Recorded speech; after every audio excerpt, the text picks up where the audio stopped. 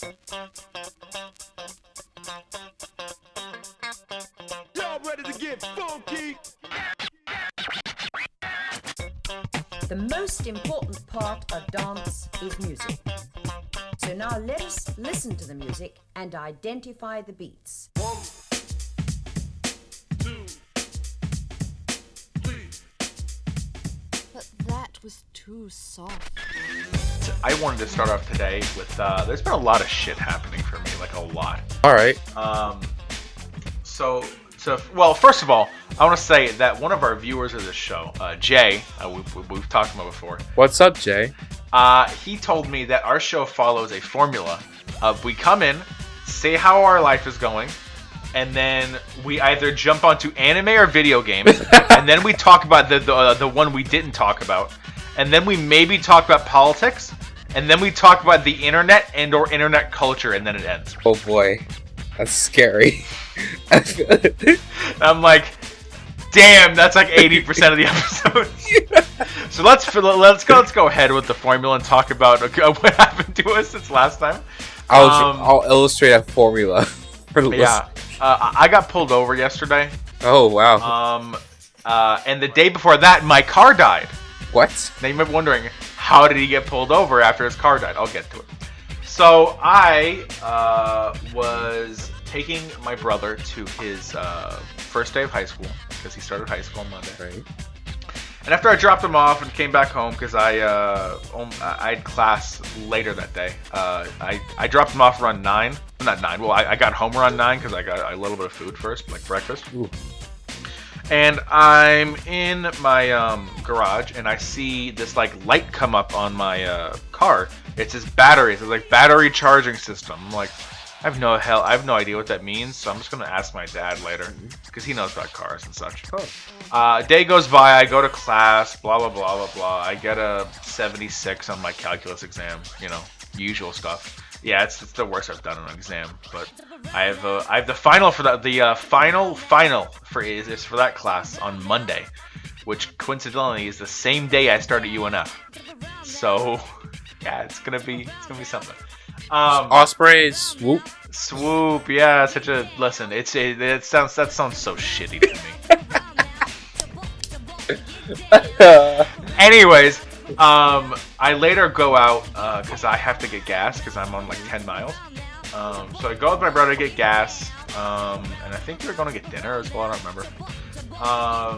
And my car just starts making this loud like squeaking noise, like beep, and it says like power steering turned off.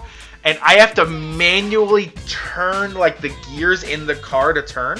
Like, because usually there's a hydraulic, right, the automatic electric system. It was off because the battery was dying. Oh shoot! So I was on the road that I live on, like not in my neighborhood, like the one that I live on with the school on it. Oh yeah. I was in the middle of that in like 5 o'clock traffic, trying to turn into any parking lot I could by screeching my wheel. Then I call my dad. I'm like, hey, my car's dead. It won't move.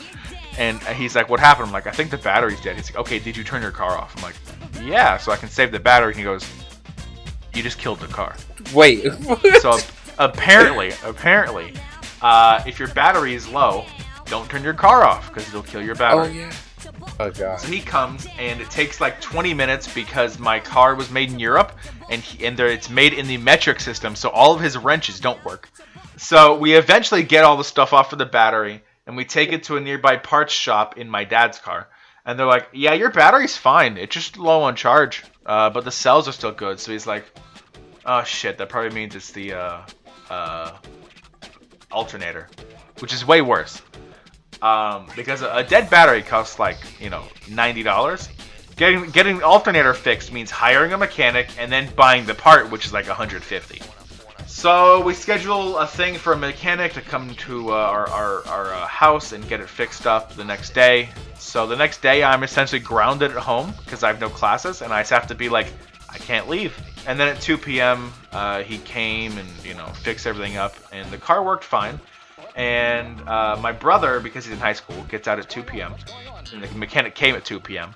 So he goes to his friend's house for a while. It's near his school. And about around 4 p.m. he's done, and I'm driving over to his place. I pick him up from his friend's, house, and we're driving out. And his friend's house is near his school. School zone times were still in effect because normally the speed limit on those roads is about 30, but it was 15. So as I'm going down the road towards one of the main streets, because this is in like the suburbs area, a cop pulls out of nowhere. I don't know where they were. They were in like They were setting trees. Yeah, they're being like an ambush predator, with their speed gun out, waiting for somebody like me to like not see them because I don't even know where they were. And then their lights flop behind me, and this female cop comes like, "Hey, you know how fast you're going?" I'm like, "No." It's like 33 miles per hour. Do you know you're in a school zone? I'm like, "Oh, no," because I thought the school zone was over. It's like, well, it's 15 mile speed limit, so yeah, give me license, registration, insurance, and I handed it all to her. It's like, okay, first of all, I'm giving you a warning for your speeding. It would have normally been $450 fine. wow." And 4 points against your license, which would have sucked, but she gave me a warning. But then she's like, yeah, your plates are expired. That's gonna be $136 fine. You're gonna need to go get those renewed. I'm like, Yeah, you have to renew your plates? And she was like, yeah, you do every year. And also, because the car is not in my name. Yeah. She's like, when she didn't say your plates are expired. She's like, so whose birthday is in March? And I have no idea what she's talking about. So I'm like, and I'm really nervous because I'm kind of afraid of cops because they have guns and they can shoot me. Yeah, no, I would be. Probably with no consequences.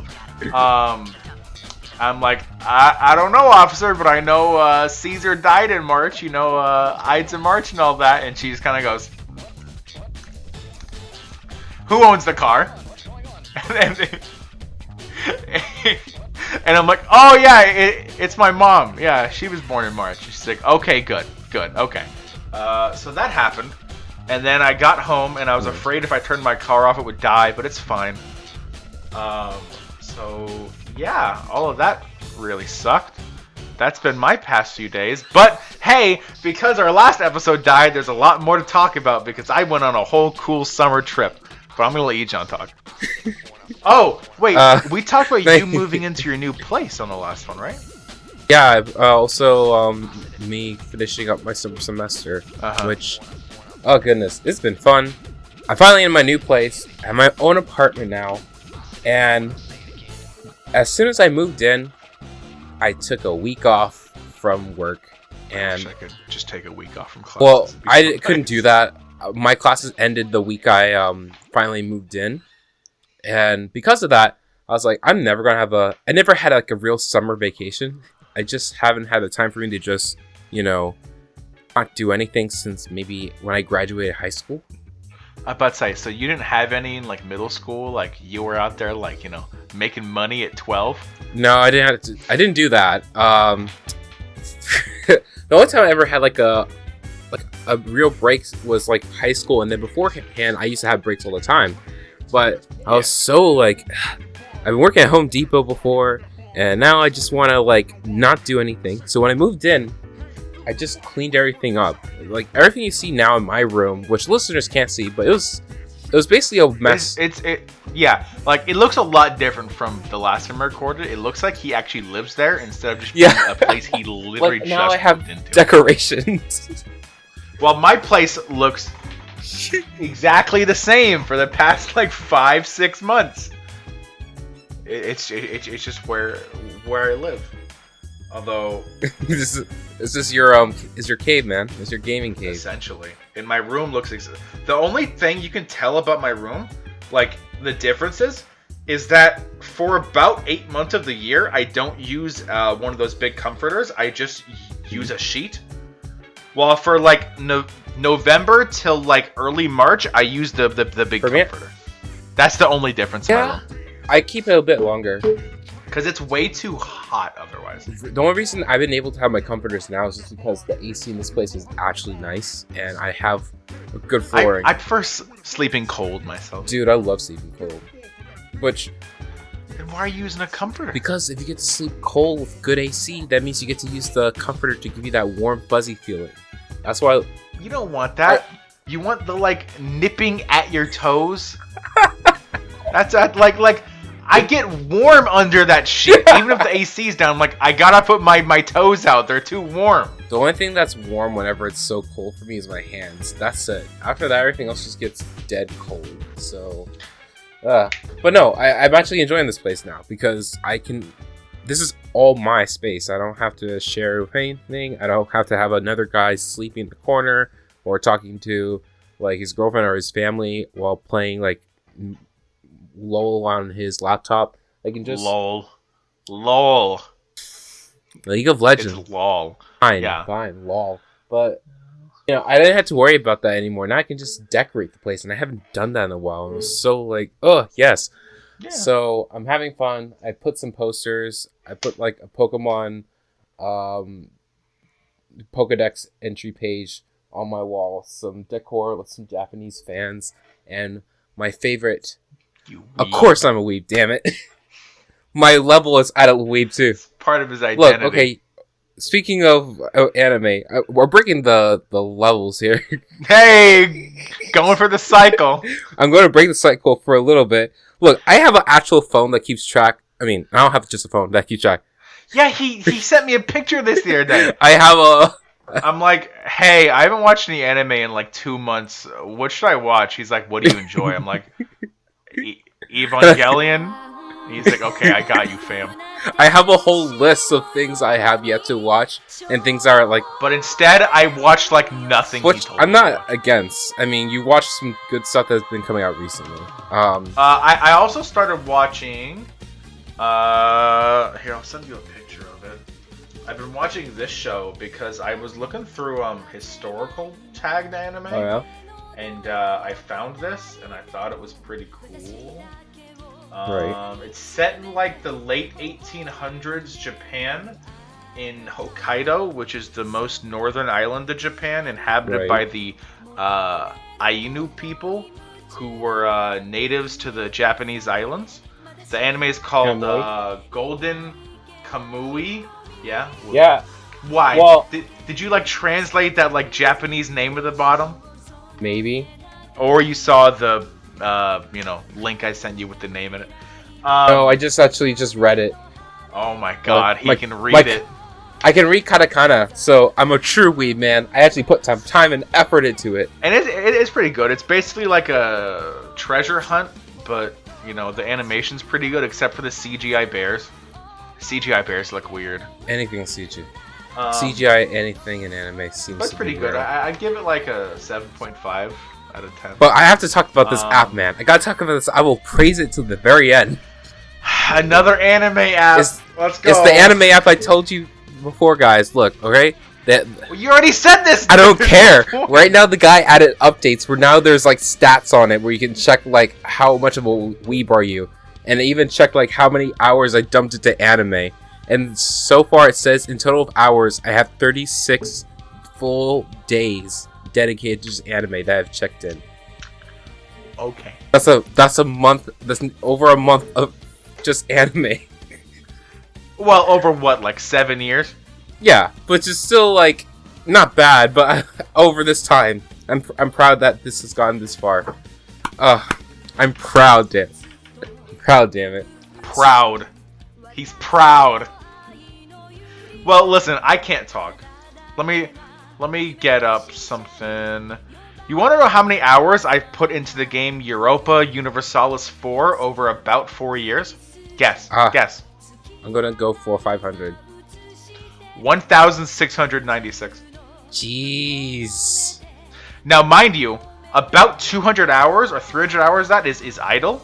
Okay. And I also do just keep the game on in the background as I'm watching YouTube or anime, because I can just leave it on and it would I'll generate like Monarch points for like 20 minutes, and then I'll come back and be like, okay, time to go to do a war real quick. I don't know. It feels like one of those games where you just idly let it sit in your background if you have the RAM for it, and then.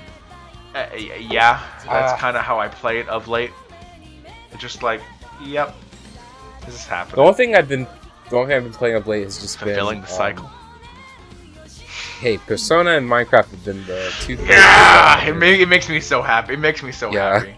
I've been having fun. That he plays it without me having to tell him. No, it's just because like I kind of miss having narratives, so it's like I want to go play Persona because it actually has a good story whenever I play. But listen, the first half of Persona 3 is weak in narrative compared to the second half. Like after summer vacation, it gets way better. Well, I'm expecting it. Yeah. Okay, because right now I'm starting July, so I'm just getting ready for the next boss battle. But back to it. And then in August you have summer vacation and your trip to the beach, and you go to a private island, and you, Akihiko, and Junpei go around a beach and try to get chicks. Hell yeah! It's pretty funny. It's nice. Spoilers, you fucking fail. Oh. Yeah, but there is a Persona 4 character there. Wait a minute. Wait, I have a question. Can I win if I max out my charm points soon? You win, but it's a guy pretending to be a girl. I don't. So is that winning? I don't know. It's a trap. If it's anime, it's the person. Well, actually, you do win because you meet this person there, and she comes and joins you. The best character in the whole game, and in all of Persona. Is it general. Toaster? Best Toaster, don't you know? I guess. Best character. I'm not even fucking kidding. She's my favorite character in the whole series. Are you serious? What about Okay, I could have sworn that you. She gets the most development. Listen, the answer afterwards is all about her. Well, I guess I need to make her my friend. And basically, the last fourth of the game is heavily around So her. I had to hang out with her every single day in January. She's Okay. Well, you can't. She actually has a social link that doesn't count as dating her, but it's only in January, and only for 10 days. So make sure to do it because it's the last social link in the game. Okay, that's good. Yes, but you have literally nothing else to do in January. So, yeah, it's good. And then the answer, which is, hey, you know Tartarus? Yeah. Do that again, but with no social links this time. What? It's hell on earth. Why would anyone add that as a new game plus? The only good thing is the beginning, and the end. The middle is just, here's Tartarus, but harder. Yeah. You know, like, the Tartarus, like, mini-bosses and how hell they are? Imagine that, but they only have one weakness, and they have the move evade that weakness. Where half the time, they'll just, like, say it's weak to, like, wind. It'll just dodge the wind move. And then they'll just knock down your whole party and kill you. But what's the point of this? Like, okay, I gotta make a side tangent about this kind of stuff. I hate when game developers like, okay, we're just gonna add extra content, but because they made it in like 6 months. I don't care. That's not a good excuse. The storyline at the beginning and the end is good. Everything in between sucks. So, why don't I just check out the storyline in the beginning and then at the very end just skip to that? You can't. You have to go through all of the new Tartarus. What if I just find a YouTube walkthrough? It's not the same.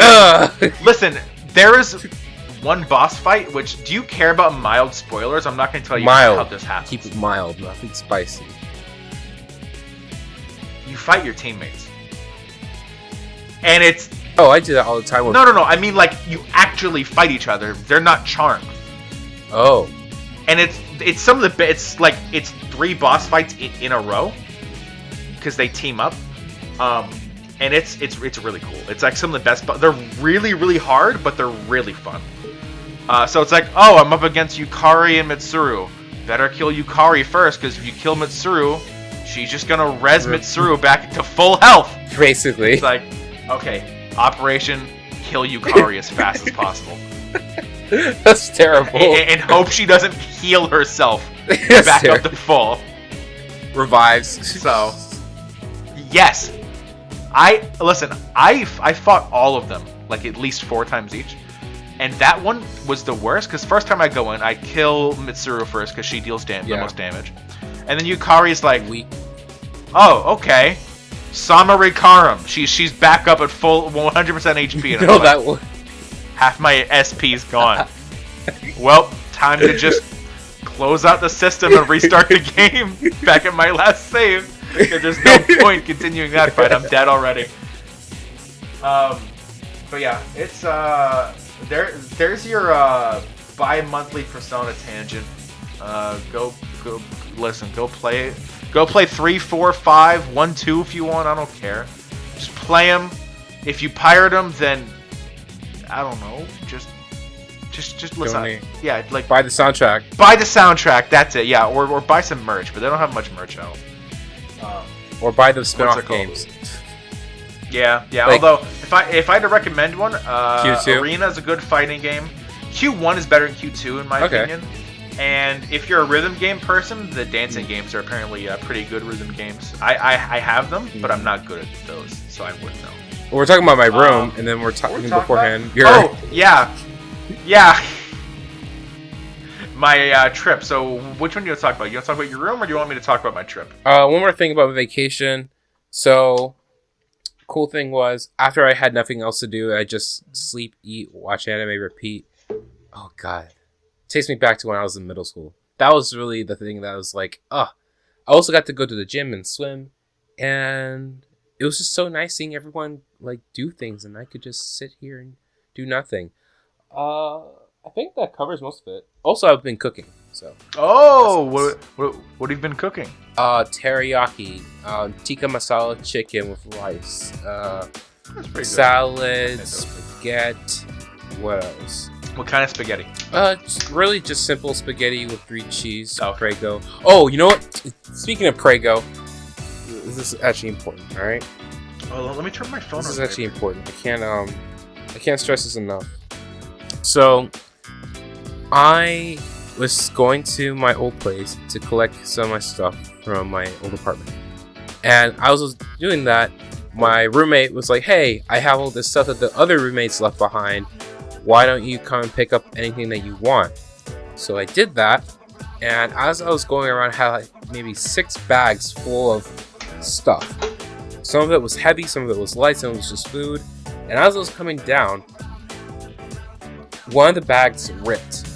And in that bag was a pot and 4 cans of Prego. And I was on the 3rd floor.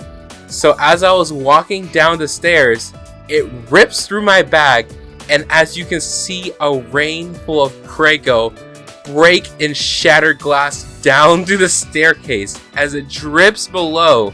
And the first thing in my mind is, we have to go the other way. We can't let other people see us.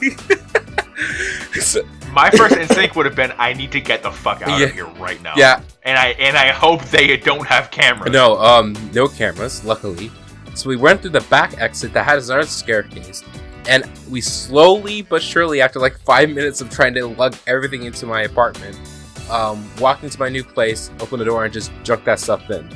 And we were just thinking to ourselves, did anything fall down on a person? I don't think anyone saw us. Hopefully we didn't, like... But still, the mess that was made. Like, the employees had been like, what no. happened? Here's the thing. Who did this? We decided, like, look, we have to go back. It's like, what do you mean? We have to clean. Criminal always goes back to the scene of the here's crime. what we did. We're going to clean this place up, and we're going to try to make it as like good as possible. So we go back, and I brought like a mop bucket, and I bought some Fabuloso and bleach. So when I went over there to see what was there, it looked like someone like had a shotgun, threw themselves off the ledge, and also shot their brains out. Just splattered all over the rails, and dripping. But their body was just gone. And glass shattered all over where you couldn't tell. And keep in mind, during this entire time, because I thought it would be a quick little like, I'm going to go in, and then after that I'm going to go to the pool later today. I was only wearing sandals, and he was only wearing sandals, because he was planning on just chilling in his place all day. So we walk in, and we're just trying to tiptoe around, making sure that we don't like stab our foot, because if we do that, then we might fall over and make an even bigger mess. So it's like, okay, we're going to clean this place up. And as we're cleaning up, hurrying along, it's like starting to rain. Yes, it's starting to rain. So we're cleaning around, and while this happened, one guy slowly comes out from his apartment and rides his bike through the mess of Prego. And he was on the bottom floor, but we're on the top floor. So we just stared and we watched back and just moved away, just hopefully that he didn't see us. He's like, I don't know what the hell is going on here, but it looks shady, and I don't want to fucking know. I'm not involved. Please don't. He didn't see us, I think. So okay. I thought like he was riding under, saw it, looked up, saw you guys, and just kind of drove a bit faster. No, but you know what did happen? We're just keeping an eye out for RAs, and we saw one of the cleaner guys, so we ducked behind another door, and they didn't see us either. So as over the course of an extra hour, just deliver like free groceries, we were going and cleaning the entire place up. Metal Gear Solid, janitor And as edition. this happened, after we're almost done, we just looked back and realized, okay, does it look like someone killed themselves? No. Okay, we need to put all the glass into the dumpster. Did that. And as I walked by my place today, it barely looks like anything happened there. Honestly, like okay, it looks like there was there's some weird red splotches like around this place, but I'm going to think that someone just dropped some paint or something, you know. Yeah, that was the thing I was thinking. It's like, this looks like just like maybe paint, but everything was like cleaned up. There was no gunk or like tomato paste all over. But here's the funny thing though. After doing all this, one can, after falling down 2 flights of stairs, survived. Out of the 4. Like it wasn't busted open. No cracks or anything. So You better have used that for food. You better have eaten that. I had spaghetti today and it was delicious. Suicide blood spaghetti. This one was blessed, okay? with extra glass. It was blessed. The can was sealed shut. The Prego lid was sealed shut. It was the only one That's some out quality of 4 right that survived. You have a 25% chance, Prego cans, of surviving a 3-story fall. there. It's a scientific Science. experiment. Just like Dr. Stone would have had it. Hey, it's pretty good. How has your summer been? Yeah, so my summer, I've had classes. I have 4 classes this summer. They're pretty hard, but all of them are done. Well, 2 of them are done. I have my final for accounting this weekend online, and then Monday I have my final for calculus there, and also Monday I start classes at UNF. So, no, I don't. Not until December. Do you not have a break? Well, then again, you're doing 2 different universities, but really still, don't. it's like... Like, I'm feeling really burnt out on college right now, and I won't have a break. No, I just got a break recently. I know I'm just like rubbing it in, but it's like, that's just terrible. Because I'm about to start my stuff in like about a week and a half too. Yeah. But one thing I did do is I took a little break from my classes, and I went and took a trip to Virginia with my brother. It was like a 11-hour drive around there. Because we stopped a few times to get food and such and gas. But the drive was pretty fun. Well, the drive back was fun. The drive there was hell, especially through North Carolina. That was the worst state because it seemed like it took forever and there was only trees. Unlike Georgia, where there was a lot of people, which made it interesting, or South Carolina, where at least I had the signs to south the border every few miles to look forwards to. In North Carolina, it was literally nothing. And in Virginia, it's because I was so close to, my destination. So the drive there sucked. But when we finally got there, we sang Country Roads when we crossed the Virginia state border. And we got to our hotel. The next, It was a 4-day trip. The first day was just getting there. And the last day was driving back. The second day, we went around and drove and saw the mountains, saw a lot of rural Virginia. We went to a safari where you can drive your own car and see things like bison and camels and elk and such, and feed them, from your car window, which is pretty cool. Except when a bison took our entire bucket of food. My brother was feeding it, and he didn't want to try and fight the thing by pulling the bucket, so he's let it have it. But thankfully, there wasn't much left. That was fun. We went to some caves. I think they were the Lunary Caves or something like that. That were about a few miles underground. They're really cool formations. You can probably look it up on Google. Yeah, I went into the Lunary Caves. They're pretty fun. Really underground, dark, cold. There think there's some lights around. The worst thing was the ceilings, which were like 4 or 5 feet up in some places, which for a 6+ foot guy like me meant I had to crouch down for a lot of the caves, which sucked, but my brother laughed at me. So at least he had some fun. But the second day, we went to I'm blanking. What was that place called? It was a theme park. Did you went to the roller coaster? Yeah, the theme park. Virginia theme parks. What's it called? King's Dominion. That's it. King's Dominion. Yeah, I just remembered. It was pretty good. It was really hot. Some of the rides are good. My favorite was the studio car backlot thing. It really made me feel the G-forces on my neck as it shot me around up like a helicopter thing, and I felt my neck feel like it was. You felt like someone was pulling your hair. No, I felt like someone was like pushing down on my neck. Like it was kind of painful, but it was like wow, it was exhilarating. It was Tsukasa trying to break your cerebral membrane. Yeah. On the back of your neck. Don't spoil me. I'm still on episode 4 because I'm watching the dub. But you saw that part, right? Yeah, at the very end. Okay, cool. I'm not gonna spoil you. And then his best friend is like running over, like, no, don't get killed.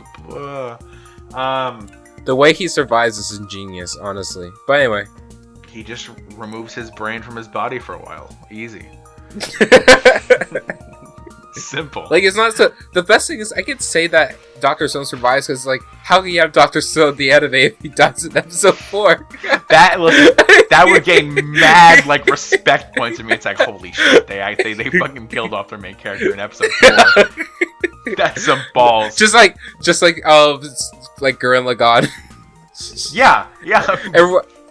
Everyone thought it was Kamina, but the real boys knew it was Shimada all along. It's like, oh wow, this is good. This is quality. But Dr. Stone's gonna be like, no, I have an IQ of 4,000. I win. I'm Joseph Joestar. I've outsmarted you this time. It's not like JoJo. Everything is science. That's the best thing about it. Listen, the like guide they broke out. I forgot his name. They're trying to kill him. He is a pillar man. He is. He's just a pillar man. Is it just me, or is it like, do I not see that it looks like JoJo's style very similar to like part 2 and beyond? Mm-hmm. It looks very similar to like part 2 to part 3. Well, it's not even made by David Productions. It just looks like that, I guess. Yeah, and I was like, what the hell? Which, I mean, it's understandable because, JoJo's such a big manga. We're fulfilling the cycle again. JoJo is such a big manga that, like, it has inspired a lot of different things. You can't escape the fate. Yeah. What was I gonna? Oh yeah, the trip. The place was fun. Yeah. The drive back was a lot funner because we knew we're coming back home. One of my favorite parts of the drive back. Sorry, I had some spaghetti a few hours ago for dinner. Was we were in, I think, South Carolina, and it was like real rural. We had like 20 miles of gas left, so we needed to find a gas station quick.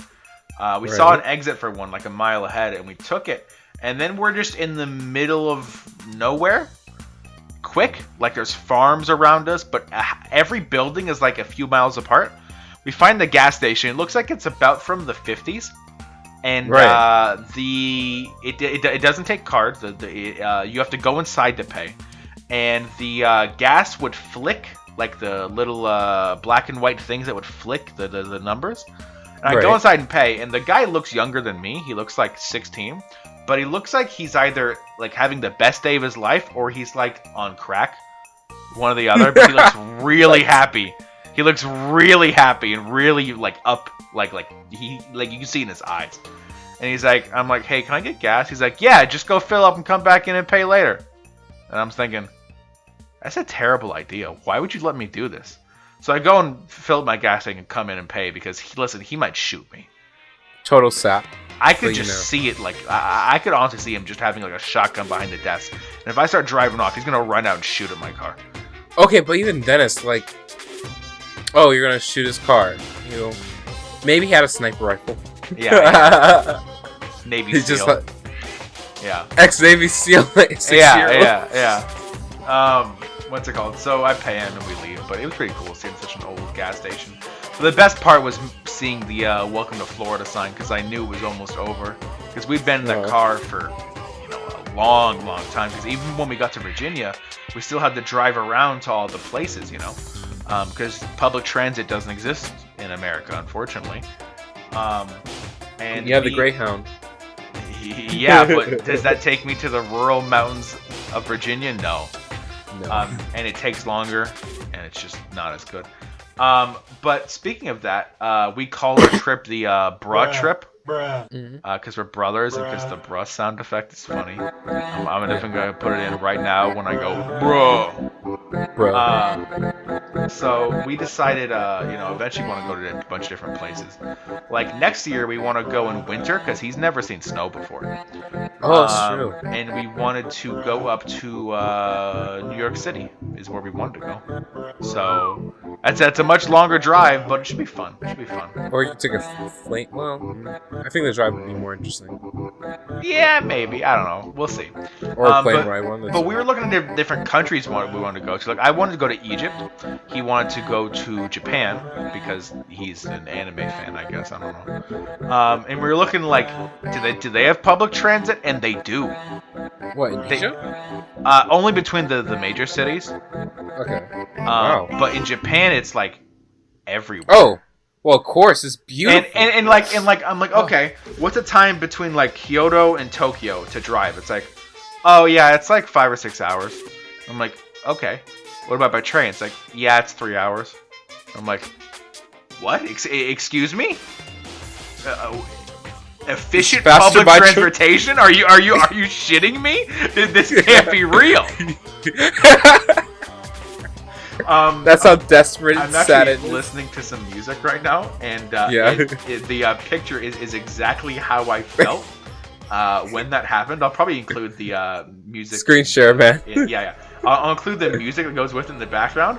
But yeah. Me, when I figure out public transportation can be quicker than a car, it's like basically, the see the stars. For viewers, it's like the ascended brain meme, but it's a real close, like a close up, and it's like a face made out of stars. It's pretty weird looking, but like it's like a galaxy, just like it's actually from JoJo. It's when cars becomes the ultimate life form. Oh, you're right. That music. Oh god. So, yeah. I unironically listen to JoJo music. But I've been listening to that. Hey, we're changing topic now away from that to what I've been doing the past week, which is I'm running a D&D game. Now, you might have heard a few podcasts ago that I was running one. But one of our players moved out of state, so we had to stop the game because I would have only had 2 players. But we got another one. We got a person to replace them. And to be honest, in UNF you would have quite a lot too. Well, I'm playing with people not from UNF. Okay. I'm playing with my brother and his 2 friends. Got New high schoolers.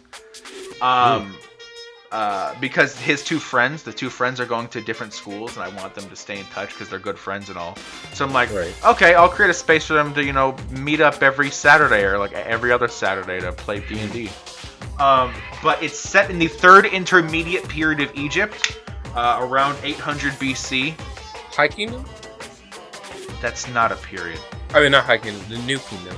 After. Okay. It's a few hundred years before Alexander. Oh, the Ptolemies? No, that's the Ptolemies. That's after Alexander. Ah. I'll just. Is that the one during Is that the one during Odyssey? Odyssey? You mean AC Origins? Yeah. No, that's AC the Ptolemies. Okay, so. Yeah, but that's right before the Romans come. This is 800 years before that. So, can I get a real timeline, please? I'm looking for a timeline to send you, so you can know where this is set in. I think this is good. Here you go. So essentially, Egyptian history starts around 5,300 BC. This is around 800 BC. What's technically counted as it's in the 3rd intermediate period. which lasted from 1069 BC to 664 BC.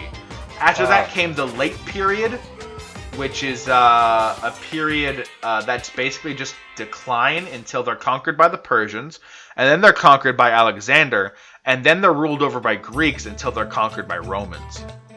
Well, damn. And the third intermediate period, the reason I chose it is because at this time, there were 3 different kingdoms vying for control of Egypt. So there were 3 different pharaohs. 3 different pharaohs at the same time. This is like a Who's the Pope situation. yeah. Well, one of them wasn't a pharaoh. One was a high priest of Amun for a while. Then they got invaded from the south by the Nubian kingdom of Kush. And then the Libyans came in from the east and set up their own kind of Egyptian-Libyan It's complicated. I'm taking a class on Egyptian history. That's why I'm doing this. But it's also for the D&D game is we're adding Vampire the Masquerade, which is a game series / game, and I'm essentially taking all the vampire stuff from that and translating it into a D&D game, along with my own homebrewed rules, because it's just what I do. And I really enjoy finding music and character themes. So, like, for example, I'm going to share with you a document I made of all of the character themes I have collected so far in my game. I don't know how to send a Google Doc document, so I'm just going to copy and paste it in here.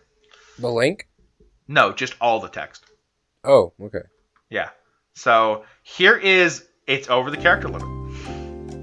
Just so how do I link this? Do I just take the URL? Can you see this? Yeah, I can. Does it work? You can't edit it though, I think.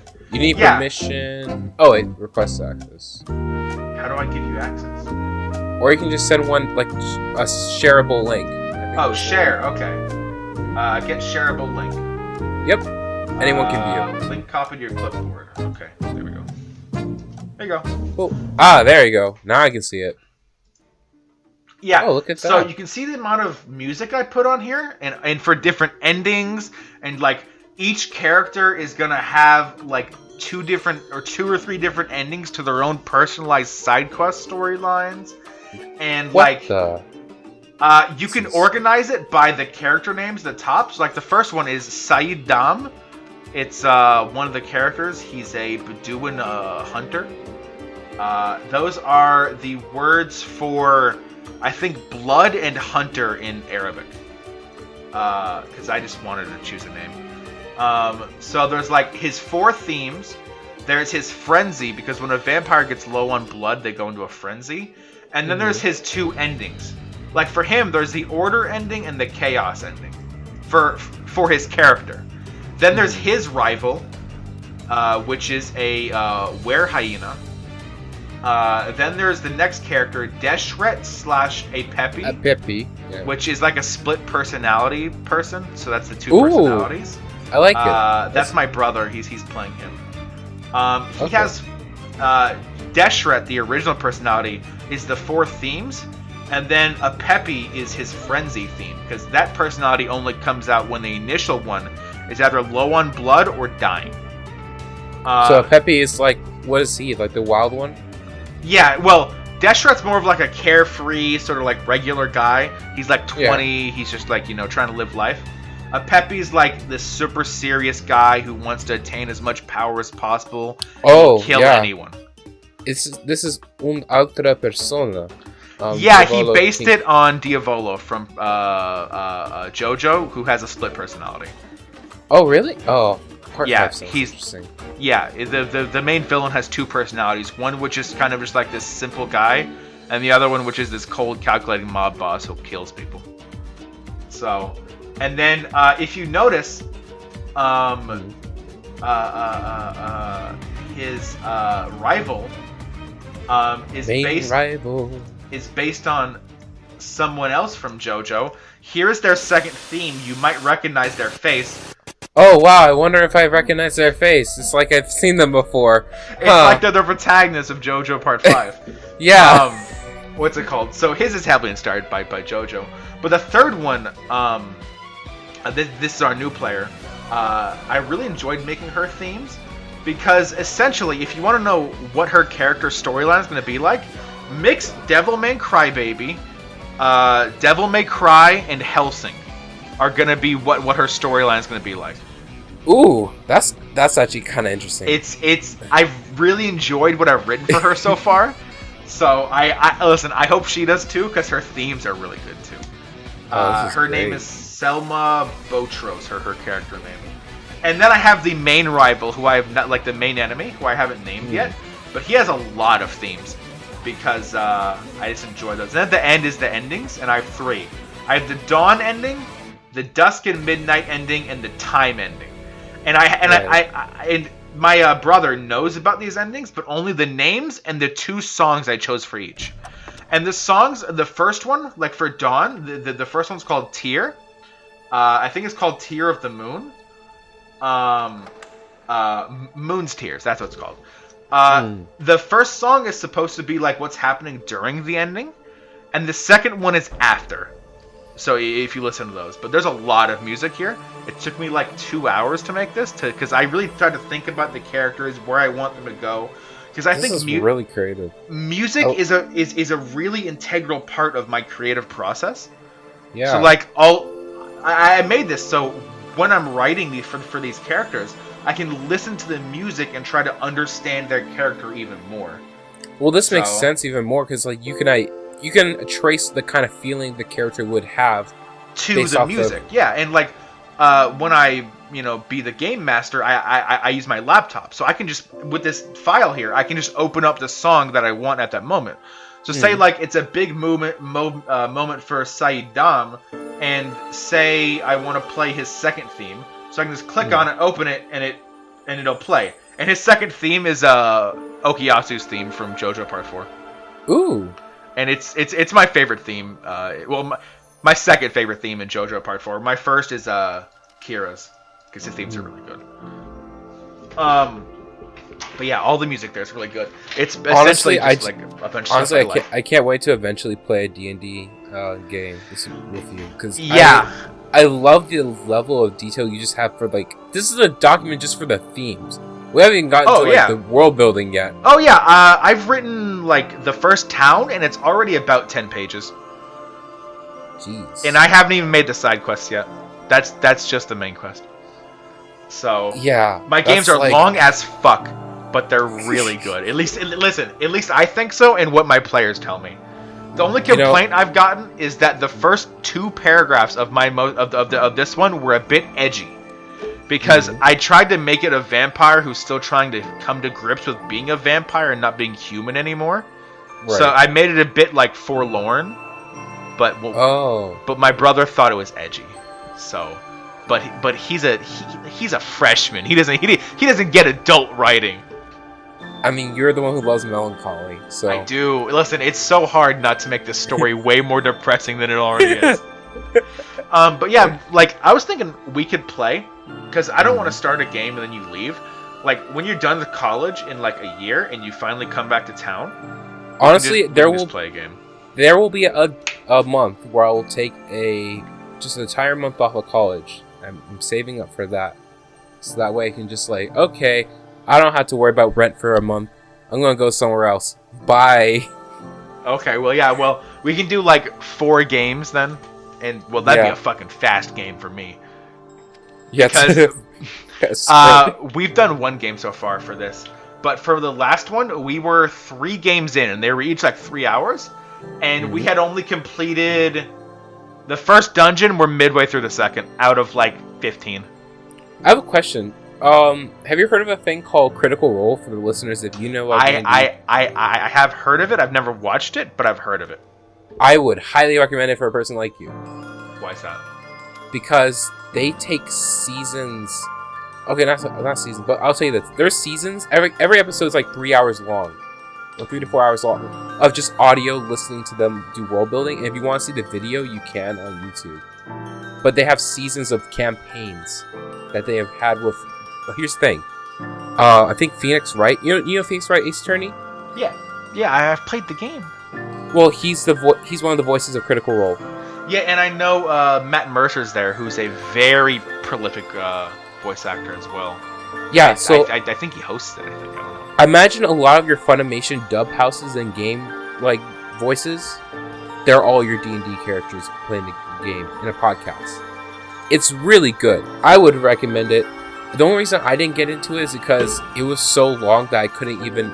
Like, one episode's so long, it's like, look, guys, I love it, but I need to, like, sit down and enjoy this. I have other things in my time. You see, that's why with my D&D games, I let my players know, hey, this is going to be like 3 hours.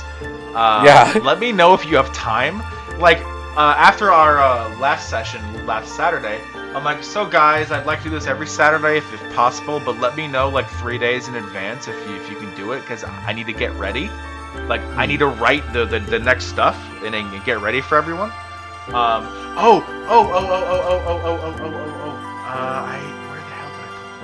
Oh yeah, because I made a folder for them. I want to show you something I found. Listen, I was writing for D&D, and it was like midnight. And I was like, okay, I don't want to have to draw maps by like hand anymore, like I did for the last game. So I found a software to do it for me, but I still had to put all the stuff in. So like, here's my first town. Okay. It's Memphis, Egypt. I thought you were gonna do what I would do, is just roll dice and make the dice certain landmarks. And then like, I made maps of all of Egypt. So like, here's the Memphis area. Here is down by Thebes. I have a lot more. I'll put this all for the listeners to see, but here's Hermopolis, the Fayum. This took me so much time, but it's so worth it because it makes doing this a lot easier. Because I can just show these to my players and they'll be like, "Oh, okay, yeah, I want to go to that city." And this is much easier to look at and just like, this is where I want to go. And I haven't finished all of Egypt yet. I'm only up to the Delta right now, and I only have one close-up town done, which is Memphis. But that's where we are right now, so it doesn't really matter. That's really good. But I'm really enjoying D&D. One of my favorite themes so far is this. It's not even for one of my player characters, but it's for someone that can change one of my player characters. They won't know who this is about, but essentially it's a demon pretending to be human, and it will attempt to trick and lure one of my characters into letting it possess their body. Oh! And you can see where the OST is from, and then that might give you an idea of what it's inspired from. I wonder. But honestly, my biggest thing is how you're going to get them to like, convince them that's what. Oh, I'm gonna make the party split up probably and make it pretend to be one of the other people. Oh, I like it. Yeah. So yeah, and I've been working with them. We have our own little Discord server going right now. It's really fun. So yeah, once you get back in town, I'd love for you to join, because one problem I'm having is that they are all like 15, 16. Right. So they have a hard time getting into character and trying to act like their characters. Well, I know if I give you a character, as long as it's not completely insane, you could probably like roll with it. I could. I'm more of a, I would say like, I'm better at playing anything that's neutral or above, but I could do. None of my characters are really evil, but they can turn evil. Yeah. So they're all like neutral, either true neutral, lawful neutral, chaotic neutral. neutral. One's like lawful neutral, one's like chaotic, and one is true neutral. So, yeah, and then... I'll tell you this. Oh, sorry, go ahead. I'll tell you this, though.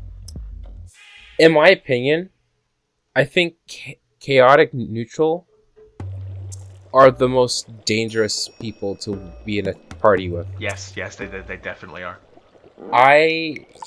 I don't trust them. And the reason why I said this is because at my work, we have like all our coworkers like, hey guys, let's just put ourselves on a D&D enlightenment chart. Where do you think you see yourself as?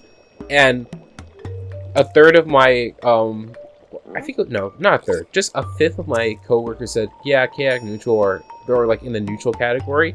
And that gets me chills because like, ooh, you're an opportunist. I don't know where I'd be, like honestly. Okay. I know. Let's do this. D&D alignment chart test. Oh, okay, yeah, we could do that. I was gonna say, you tell me where you think I am, and I'll tell you where you think you are.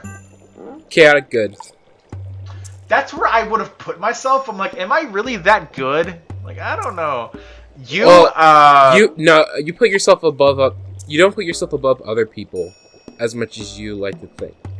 That's what good to me is, like, how much you put others above yourself.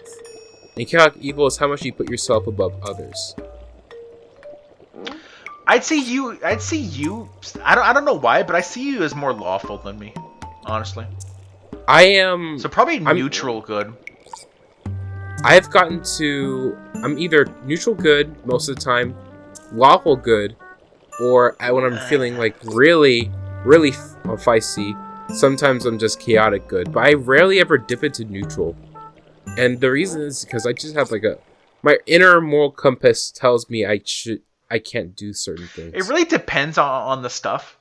Like for me, like if I see something as wrong, I am easily gonna break that law. But that's the thing. You're still like. That's why I would say chaotic good, because it's not so much about if you follow the law. You're saying, do you see if something is wrong? Will you put yourself behind? Would you put others above, even if it means to break the law to do the right thing? Yeah, I'd break the law to do the right thing easily. Yeah, lawful good is like, I wouldn't break the law to do the right thing. I'll use the law to do the right thing. I can't, like, that seems so wrong to me. It's like, what's wrong with you? Like. The law is always right, because if we decide the law, that means the rules would be followed. No, the law was written by dead people. They're all gone. Yeah, that's why I say you're totally chaotic good. It makes the most sense. Because, like, I can't say I'm, like, totally lawful good. I would say true good, because I don't agree with the law all the time, but there's more times than not, if the law is, like, something that's easier to follow than it is to just break it to do something good, I'll just do it. But it's more like of a complacency to me. It's might as well not try. It's not so much that. It's like, okay, I'm more of, if there's more harm to break the law to do the right thing, I'm going to try to do it the lawful way. If there's less harm to follow to break the law and do the right thing, then I'll do that. I'm opportunistic on the consequences, not on doing the right thing. Opportunistic. Yeah, I'm entrepreneuristically good. Like, I want to do the right thing. Opportunistic, not entrepreneuristic. What does that even mean? No, You're taking too much Japanese. You're forgetting English.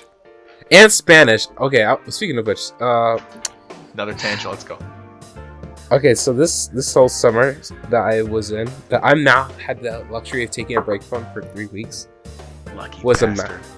Yeah, because during this entire summer, I had to go through all my requirements for me to do my major, and in order for me to get into just coding for the rest of my year in college, I had to do all my art classes compressed into one summer. Oh yeah, this we talked about this last time and on Discord when he was doing it. I'll let you talk. Go ahead. Yeah. Okay, so for the listeners, I'm not traditionally an art person, and I never. Anyone can be an art person if they try hard enough. It's all about expressing yourself. You know, I agree with that now. More than ever, I agree with it. It's like, it's not so much about like, oh, I can't do art because I can't draw. It's more of, I don't do art because I never put time to draw. And I think I could do it. It's just that for me, right now, coding is just a bit more, I would say, mentally interesting for me at the moment. Is coding an art form? I would say it is. It's an art of trying to make a solution that's simple, elegant, but gets the job done. And that's hard. And it doesn't look bad. Like, that's the other thing, like, for my major, web design. Like, I want to learn how to design something that actually looks good, but works, like, so perfectly. So, when I'm doing all this, like, okay, if you want to do your major, you have to learn the design portion. And I'm like, okay, so what does this mean? That means you're going to learn how to use clay. What? Yeah. Okay, I mean, I did Photoshop before, but what does clay do anything? It's required. And I also had the fortune to have a professor that was really tough and was regarded as one of, like, really good professors here. But he had the attitude where it's like, I don't care where you're from. I see bullshit when I call it, and you're going to figure out one way or another. Was he mean about it, though? I mean, he will cuss at us sometimes, but he wasn't like cussing you in the words of, "I think you're a terrible person." It was more of like, "Hey, you're not seeing straight. Let me tell you how to do it. Why didn't you do it the first time I told you?" He's strict, but he has heart. I think strict people. I don't know. Like, okay, here's the thing. Like, I can forgive someone who's strict, but they're doing it with right intentions. Because it's not so much about them being what mean. Is it's just right intentions? His right intentions, in my opinion, is that he wants someone to push themselves outside their comfort zone of saying that I can only do this, or I only know this, so I don't know how to do this. Or in the other direction, I want to do this, but I'm so stupid, I don't think that what I'm doing is good because I'm not a good artist, or I'm not good blah blah blah. So even though I want to do this, I can't because I don't believe myself. And he's the kind of person that will just tear that idea that you have about yourself or what you have about what you're doing, rip it to shreds and tell you, look, it's not about what you think, it's about what you're doing. This is what matters. If you go through it, eventually you'll hit it. But you have to be smart about it. And I think, like, in the end, the thing I really learned out of it was just, like, vulnerability, because I did not enjoy learning clay. Clay is something that you have done before, and clay the reason is not that bad, but it has a bit of a learning curve. It has a learning curve because you would think like, oh, you're just shaping clay like Play-Doh. It's like, no, it's not like that. But the thing about it is that it's one of those things where if you don't pay attention, you'll do more damage than what you're... Yeah, because you'll like leave air pockets, or you'll just leave random holes that'll explode in the kiln or something like that, you know. Which happened to my projects, like some that exploded in the kiln, and because it's just like, well, you didn't patch up the air pockets, so that's not on me. And you know, to be truth, yeah, but at the same time, whenever I was doing it, it's like, well, I don't know where these air pockets are. I can't tell, blah, blah, blah. Kind of just gotta hollow out the whole thing just to make sure. And then try to make it look good. And honestly, because of that, I was just like so frustrated. It's like, why can't I understand this? Why can't I just get it? And the moment I was going through this, I realized this is the exact same feeling I had with math. And it was so much of a smack in my face because, like, not so much what he said, but it's just like when I realized this is the exact same feeling, I realized I was hitting something deeper, which was when I faced a challenge so frustrating, I got pissed at myself, but more importantly, I got pissed at the work, saying like, this is worthless. I don't need this. What's the point of me doing this? This has nothing to do with what I want to do. Mm-hmm. And the more I kind of encountered this, I was realizing I was being in the position where I just don't know what I'm doing. But I'm trying to expect for me to do this, even though I don't like it. And I think it's harder. For me, I realized it's harder for you to do something that you just don't like if you don't even know, A, why you're doing it, or you have a good reason to. Mm-hmm. Because the only reason I'm doing it is because I need this so I can get an A. Or not A, I just need to pass the class so I can get to the thing I care about. Yeah. Which is a different motivation than saying, I want to do this because I like it, or I want to do this because I believe I can do this. And the reason I didn't think that way is because I had the negative self-doubt, or at the very least, I had the mindset saying, well, coders can't do art. And that's bullshit when I look back on it. Like, my coworker right now, who is a CS grad, not CS grad, but CS student, he does better graphic design work than I do. So it kind of got me to the point in my mind, it's like, okay, my beliefs are just bullshit, for one.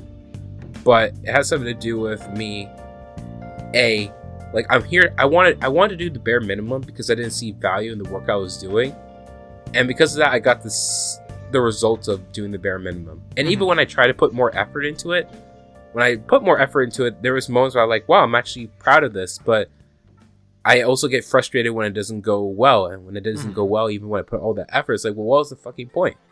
Yeah. So I got frustrated again. And it was at the very end, we had our final, which is basically going to his house and talking about our projects and doing photos. And I just got to learn more about, basically he's saying, look, not knowing something and still doing it in the end is all about being vulnerable and having the courage to, even though you don't know what the hell you're doing, but to keep on trying and going again. And you hear this in anime, or you hear this in like stories and movies and all that, but I think just hearing from it and after going through that whole lesson, kind of like struck something powerful to me, where even now when I feel this same feeling, I kind of had to reference that and say, this is only temporary, eventually I can get through it. And I had the same thing that went over when I was doing my other art class where we were doing 2D painting, which was even more useless, in my opinion, because this one didn't have like the same kind of feeling of, oh, I'm doing this to learn a moral lesson. I was just painting, but it was, again, difficult in the beginning. But as I got to a point, I realized, oh wait, maybe it's not just about like, am I bad at art? Maybe it's just because the thing I'm doing is not the right medium, or not the one that I instantly know how to like do instinctively. Because one minute we're drawing with pencils, which I was like considerably bad at in the class, and then for our final project we're doing painting, and I was like, oh my goodness, why am I the first one done with my painting in my entire class? I still got like an okay middle-ish grade, like I got a B- for it, but it was kind of like I expected to get a C- or a D on that. So I was kind of like, what the hell? So it kind of made me feel like, okay, maybe it's not just because, oh, you're bad at art, maybe it's just because you're not in the right field that complements what you know. And I was like, it hit me as like, what? I guess what it kind of made me think is, I had to reevaluate a lot of my expectations about what I thought I was and what I was good at. And for a long time, even now, I'm like thinking, am I really as good of a coder as I thought I am? Or, because I do have that imposter syndrome, just trying to fake it till I make it. But even then, it's like, well, the fact that I was able to do something considerable means that I don't have to just be one thing or another. It's not about that. You can be an artist, you can be a coder, you can do multiple things. And I kind of just thought about, oh shit, isn't this what the Leonardo da Vinci was known for just being good at multiple things? And I think his whole thing was, he's so damn curious and just wanted to try things all the time and just kept on being persistent and consistent at it. That's why he's so known today for doing all kinds of wacky stuff that we don't even realize sometimes. Being a Renaissance man, just doing everything. Or like Donald Glover or whatever you want, whoever you say is your modern day Renaissance man. And like all the stuff you're talking about, like it's kind of stuff that I thought about a lot last year. Reference episode 5 breakdown if you want to hear about that. I hope you can stand my terrible mic quality. Okay, your camera just dropped up for a second. But like, anybody can do anything. People think they can't. Like, you thought you couldn't be an artist, but like, as long as you're willing to try it out, and the big thing is your mentality. Like, going in thinking I can't do this makes it so you can't do it. If you go in thinking I'm gonna try, I'm gonna do my best here because I think I can do it, then you'll do something. Like, it might not be the best, but it'll be better than if you think you can't do it. Like, example, this semester I had calculus, and before I thought, I'm terrible at math, I'm gonna fail this class. I went in the first day and I thought, okay, I'm not gonna do that this time. I am going to try my best at this class. And right now I have an 88 in the class. It's not, the best, but buddy, it's better than me failing algebra 2 in high school. Like, whoa, man. And like, I'm a little anxious about the final. But I gotta go, like, every time I go to one of the exams, I always have to psych myself up before, so none of that like negativity, like only good thoughts going in. Like, I can do this. I know that I have the skills and mental fortitude to get through this exam. Like, it's gonna be over eventually. We can do this. Like, you just gotta psych yourself up. And you said you learned a moral lesson that, like, you just have to get through this. Things are temporary. Like, that's really important to learn.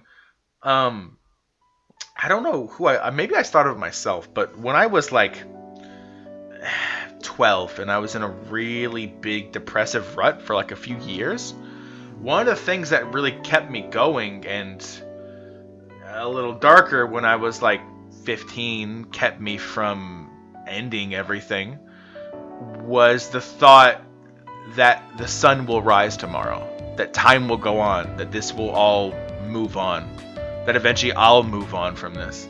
And it's a really good thought to have, because a lot of people I see around me, like, they're in their own crises, of course. They're going through life, but when they make it seem like it's the end of the world, it's not the end of the world unless you're actually dying.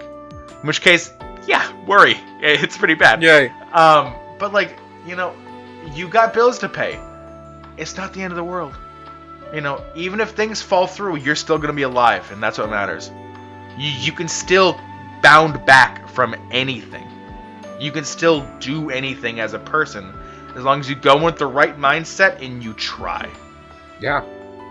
So, you come to Tangent Podcast for the motivational speeches, don't you? That's right. Hey, Jay, you forgot that part of the...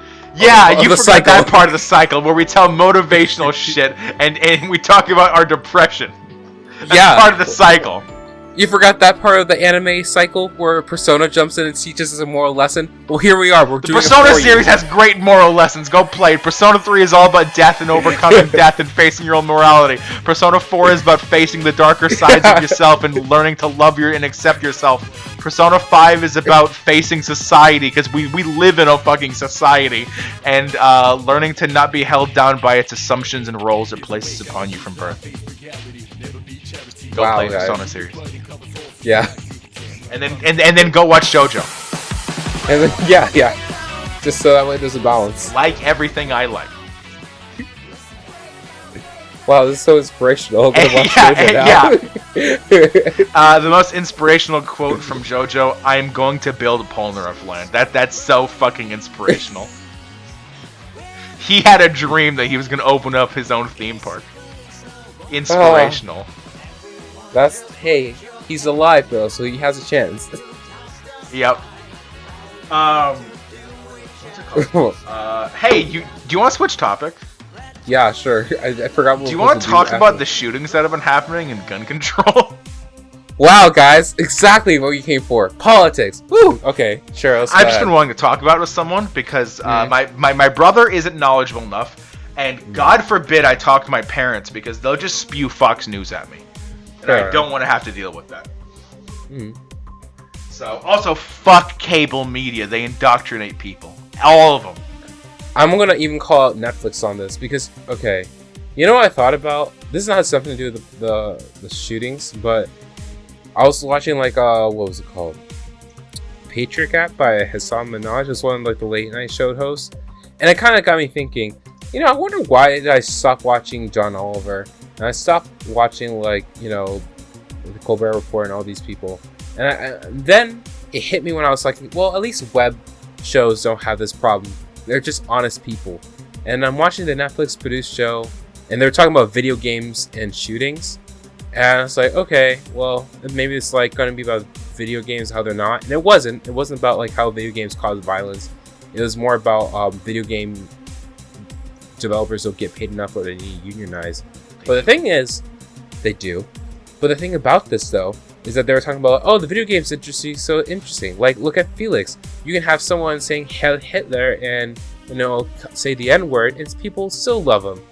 And yet he still is monetized. What the hell, YouTube? And I was thinking about this, this guy has never watched a PewDiePie video in recent times since, he was, how should I say? He was repeating the same Washington Post points. Nothing he said was he had his own original, I thought comedians supposed to be creative. He wasn't. When I saw that, I felt like that was definitely a writer. So it kind of got me thinking about the whole cable news and digital news. I don't think there's a difference. It's a matter of maybe who's funding you, I would say. I would also say the age of the writer is important.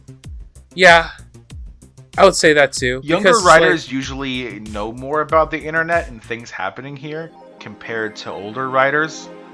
But here's the thing that hurts me. He's what, 28? So he was growing up with the internet. 28-year-old boomer. Yeah, it's but it was kind of what the hell? Maybe it's this point where I'm realizing I'm at the age where I can instantly become someone like him and not know it. Just drink a cold, fresh can of Monster Ultra, and you Monster too can be a boomer. Let's groove tonight. Yeah, no. That's a fucking great song, by the way. It is a great song, but I saw a video from the Prince of Zimbabwe where they just had boomers take over our club full of Zoomers. But it was something. But anyway, so I guess what I was trying to say about the whole politics, and I guess I'll move back to El Paso shooting. So one of the things I thought, yeah, I forgot it was like There's a string. A lot. And There's I have like 2 3 or things to 4 say. I'm gonna move back from the gaming thing. Like, so for one thing, once this thing came out and Trump said, "Well, we got to be careful of these video games that cause violence," It's just a scapegoat to him.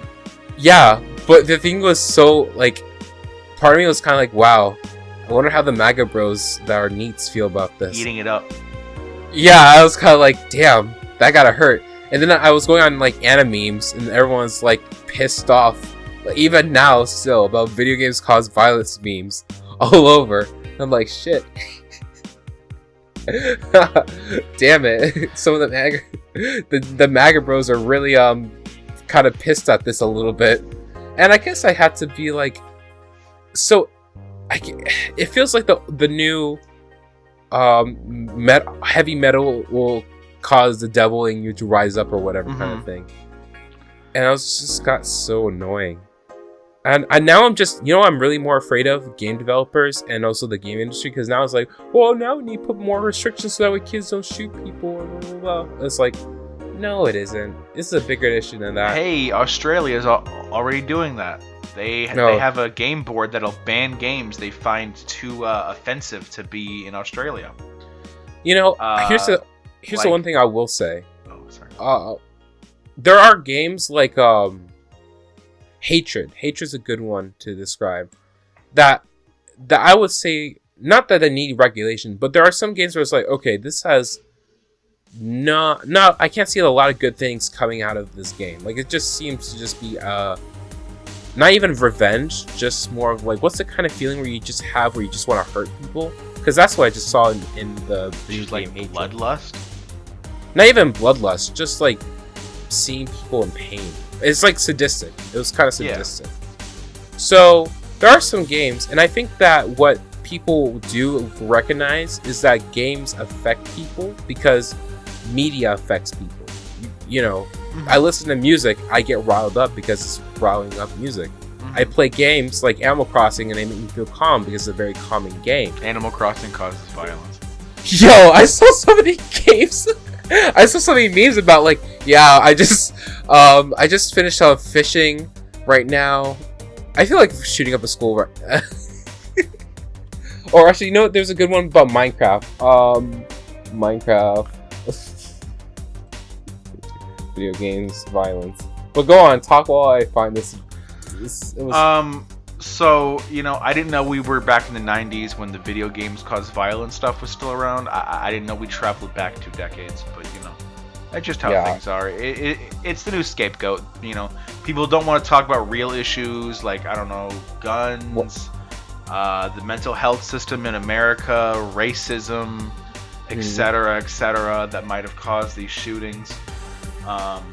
Like, I don't know, the manifesto the El Paso shooter put out, which is basically just like white supremacist trash. Yeah. But hey, he might have played Call of Duty once in his life. That's the thing. It's like, literally, the guy was like, "This is for you, Donald Trump." For like, when I was reading through the whole thing, I was like, "This just seems like more than just like, oh, he plays."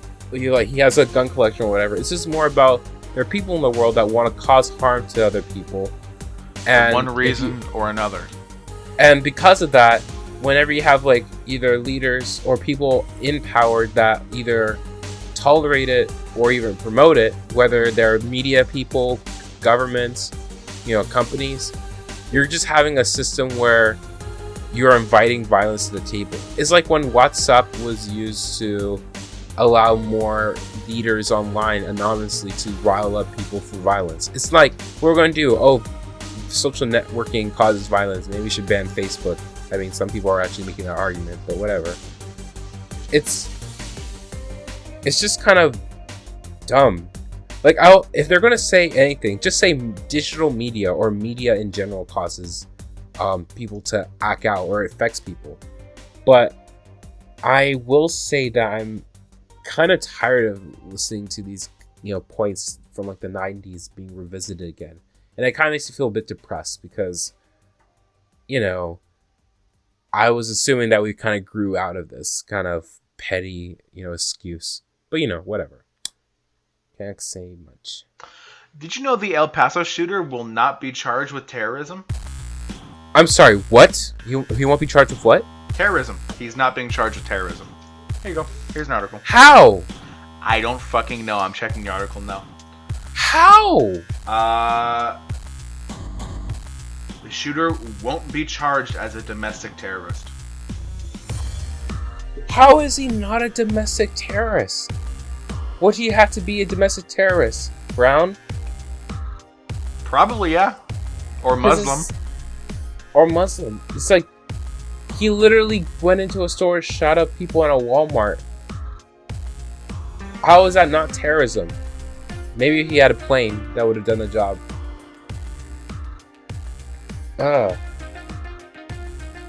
It's FBI says it's not simple. Offenders that commit acts of terror are simply difficult to track before they strike. Coordinating agrees. I like to. Oh, you know what's the reason why? If you have everyone act as a lone wolf and they don't have like a reporting thing, I think the problem is that you can't charge out terrorism because it's decentralized. But even then, it's still acts of terror and violence against a nation, even if it's decentralized.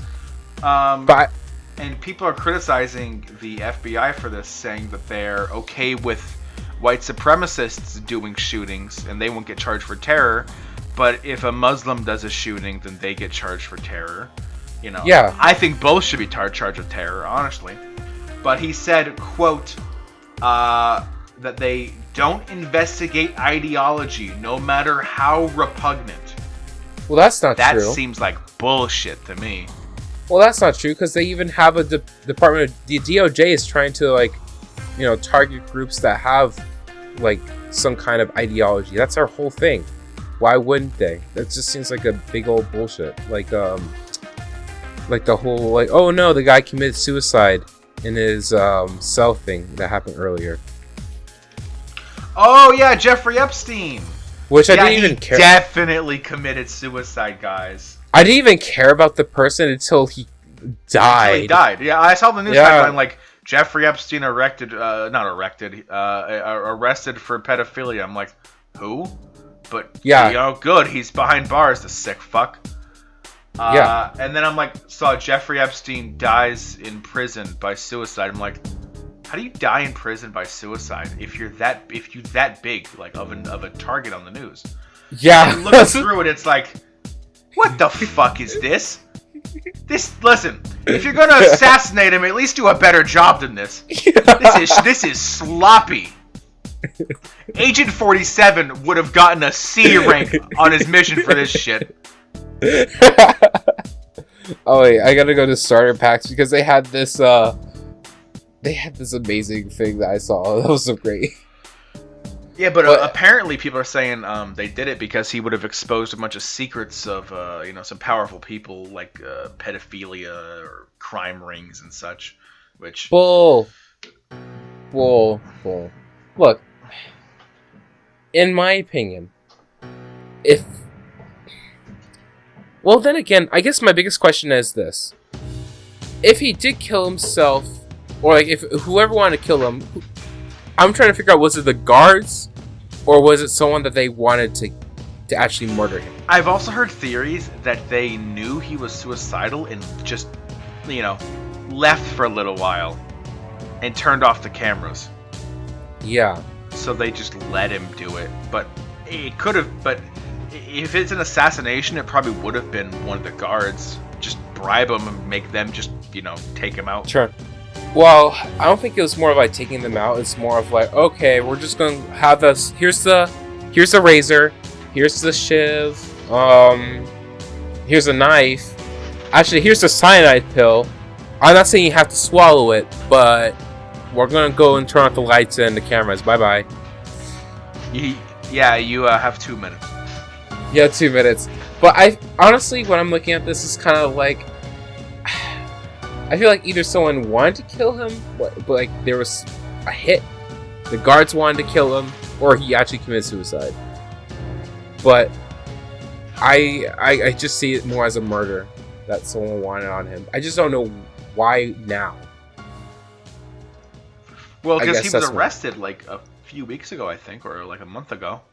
Only a few weeks ago? Oh, okay. I think it was about a month to a month and a half ago. So he would have been called in for questioning soon, if not it had already begun. So, someone didn't want him to say whatever he was going to say. Mm-hmm. But getting back to the shooting topic. Oh yeah, I forgot about that. Like seeing all these shootings, it's like, what the hell is wrong with America right now? Like, it's actually been getting more on the rise too. That's I know. Like it keeps increasing, like more and more and more, one after the other. You can't even keep up with them anymore because there's just so many, and yet you don't see this anywhere else. It's like, what the hell is our problem? Why is this happening? And I don't think it's just guns, because we can look at another country like, I don't know, Switzerland, which has a huge amount of guns in it. Everybody's armed there basically, but they don't have this problem. And I think it's the hostility in America right now to other people, to other races, genders, political parties, just opinions in general. Like, it's so toxic. It's too divisive for you to do anything without being stuck into a corner or anything like that. Mm-hmm. And at this point, okay, here's a controversial opinion. If it got too spicy for you to be in America, what would you do? What do you mean? Like, say, we're like, things are really heating up in terms of you're seeing like more fights on the streets or like shootouts. What would you do?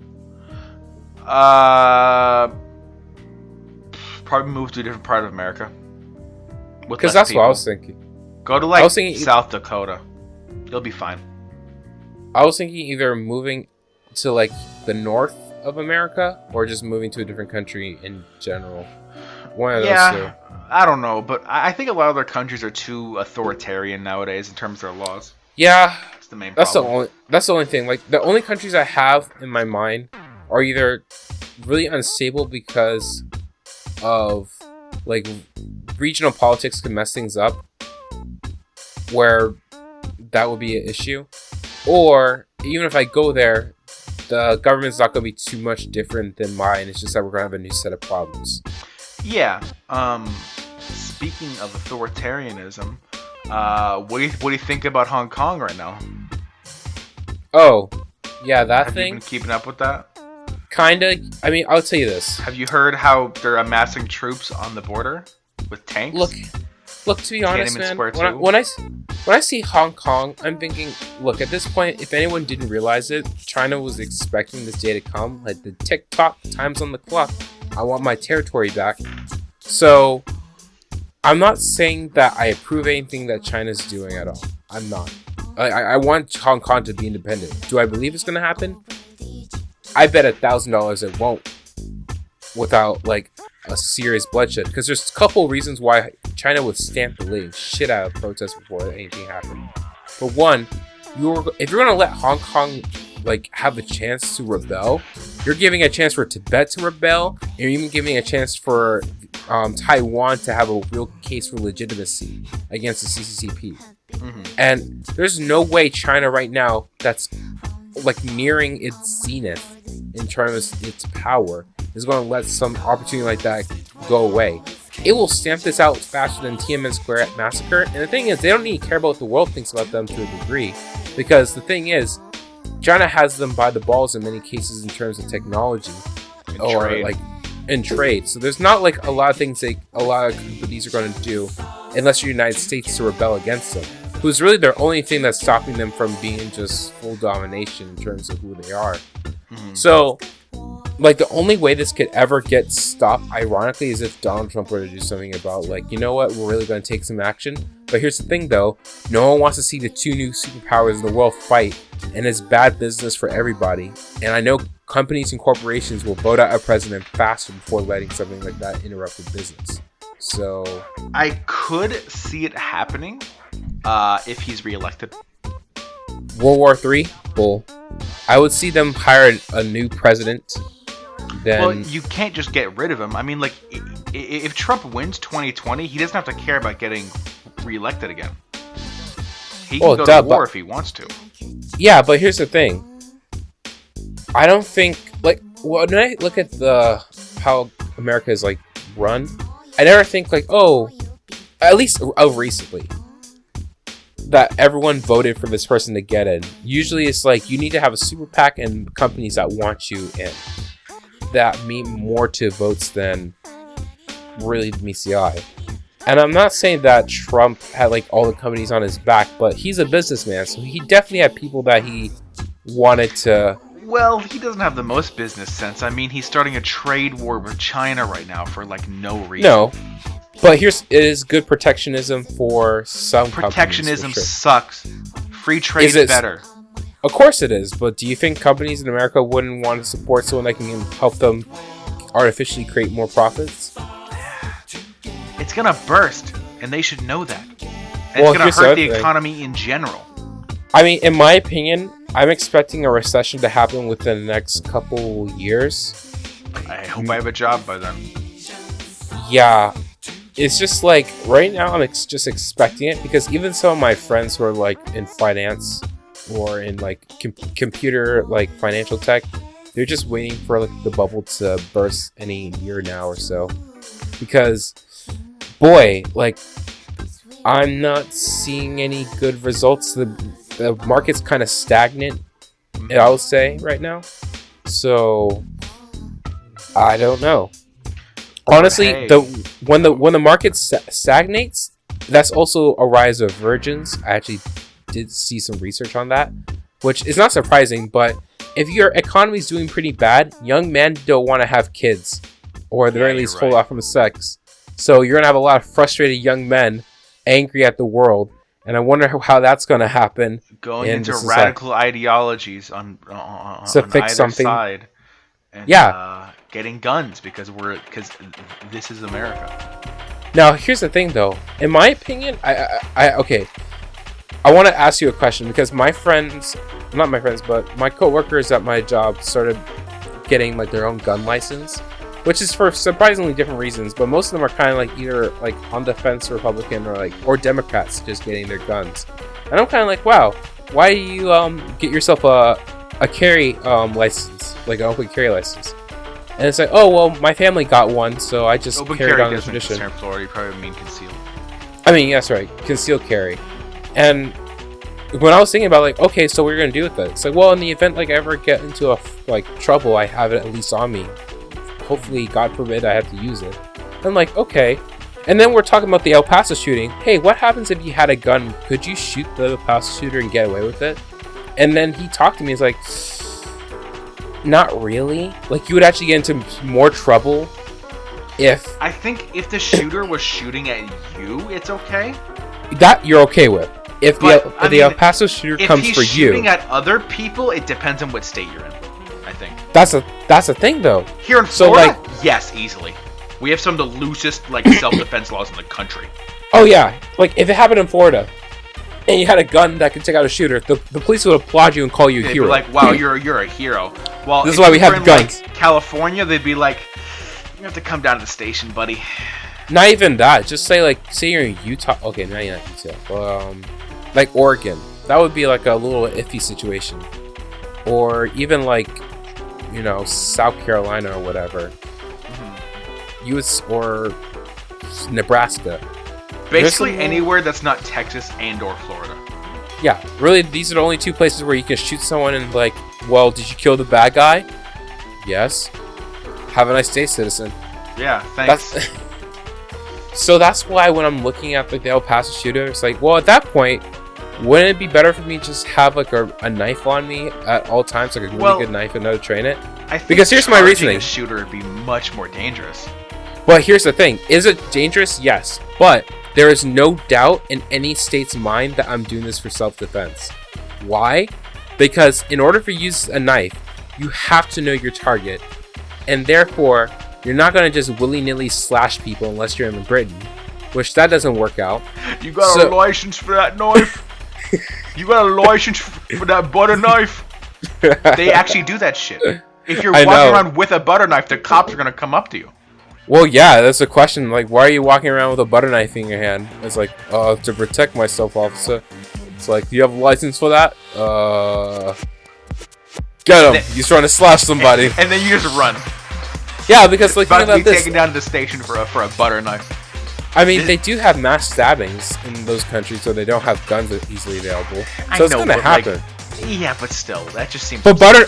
Oh yeah, for a butter knife, it seems absurd. But like, that's what I'm thinking. Like in America, it's like, oh, you have a knife. Yes. What are you gonna use that knife for? Nothing unless someone provokes me. Because what am I gonna do? Tomahawk chop a knife at random people and then take it from their bodies and go and do it again? Like this is GTA. Yeah. Like, that's not gonna happen. So that's why, like, if I were to ever get into situations like, so you killed this shooter with a knife, yes? You have to come down to the station. Really? Are you sure about that? Like, we need you for questioning about how the shooter did all this. Like, oh, okay, you're not arresting me. Yeah, if that was the case, then whatever. But even so, it's like, you can't come after me with like, oh, well, you shot a gun in a crowded area, and we don't know if you're the shooter or not. We just see you with a knife. Therefore, you're going to come down the station, you might be an accomplice. That's completely different from me using my knife and killing only one person, being the shooter. It's really unlikely they're going to come after me with some kind of law. But then again, I don't know anything. But you know what's funny though? My same coworker said that they could have bought a what do you call it? A smoke grenade or a tear gas launcher without any license or background check, completely in Florida. It's like, how come you can buy this out of background check, but you need my 9mm to do so? It's like, Because this is how this the is law. America. It's just how it works. Yeah, It's and I like, was just kind of like, wow, I know buy a exactly what I'm launcher gonna buy. and put in homemade like tin can grenades. Yeah, sure. You want to buy like a revolver for like home self-defense, and it's like a 38, like really shitty. Sorry, Yeah. you're gonna need a background check, pay a ton more money, and if you have any criminal history, you're not getting it, buddy. Yeah, it's like, I don't know, Go kind of worth. go buy a flamethrower instead. No, better than that. Craft your own gun like Dr. Stone and make gunpowder. And then blow it up because you're stupid. Hey, he's not stupid. Taiju's stupid.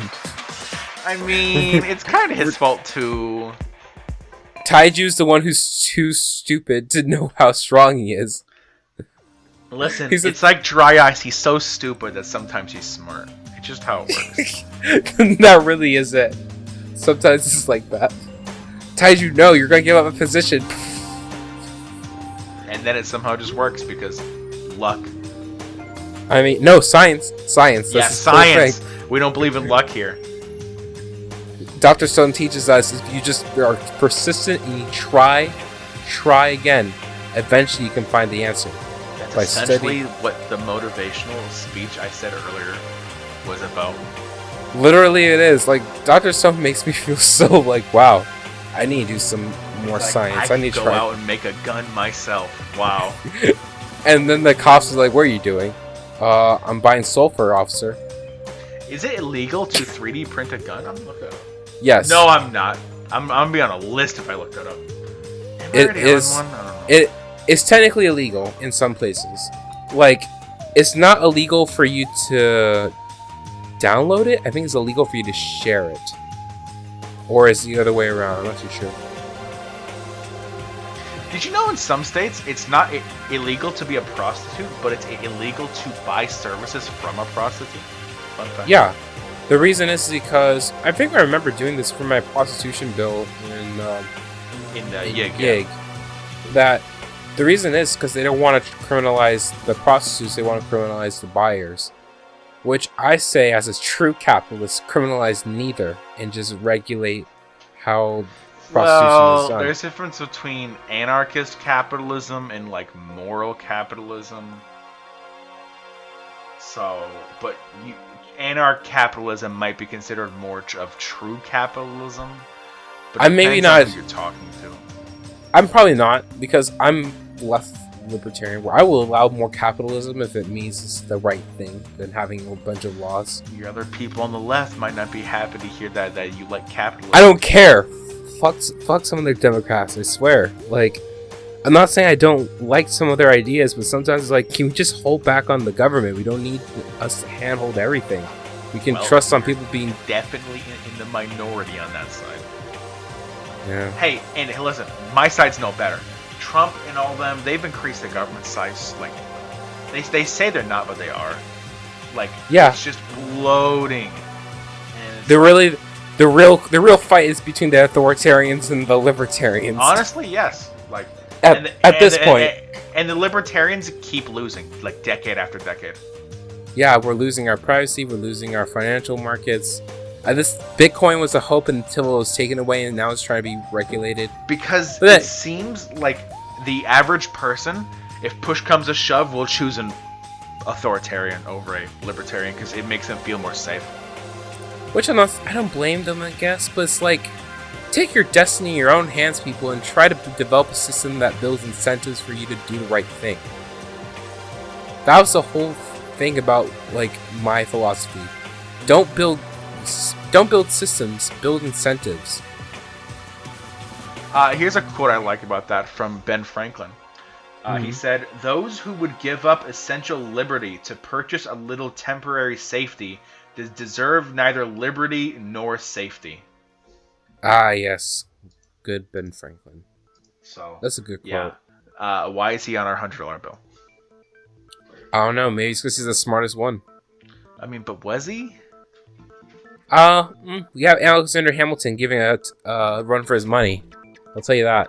But why is Washington on the $1 bill? I mean, I know $1 bill, first president, but why isn't he on the highest one? Because he was the first one. That makes more sense to me. I could have sworn he's on a higher one than that. No, he's just on the $1 bill, because the 5 is Lincoln, 20 is Jackson, the 50 is Grant, and the 100 is Franklin. And then the 1 is Lincoln again. The 5 is Madison. I don't remember who the 10 is. And isn't the 25 Washington again, I think? Yeah. I'm looking at the $2. No, that's discontinued. Never mind. What is he? And the $2 bill is like different depending on the state, I think. Yeah. Like it's different everywhere. Okay, so I'm not even gonna bother. Honestly, while looking at this, maybe it's just because Ben Franklin was more beloved by the people who, maybe. Not even that, but just the people in the upper class, because they're the ones that decide like what gets on the bill anyway. Plus, he's a scientist. I mean, hell, come on, you gotta give him that. But yeah, I would say that in the end, it's really just a fight between the libertarians and the authoritarians at this point, So and it's really people. Honestly, here's my hypothesis. If you watch any cyberpunk movies, it is happening. And if you don't believe me, then wake up and read the news, people. Get and woke, watch it. people. Cyberpunk is happening. Learn your place in the corporate overworld. I mean, yeah, I think parts of it, you know. Like, but I'm mostly afraid of World War III because I do not want to be drafted and die in a war. You know, I've been seeing a lot of memes about World War III on Reddit lately, too. About, like, starter packs that were made in 2075. And that I saw those, Those kind of make me laugh, and at the same time, it's like, oh, crap, people are actually thinking about this. This is getting bad. If World War III push comes to shove, I don't feel like I want to participate in it, because it doesn't seem like it's going to be worth it. But what if you get drafted?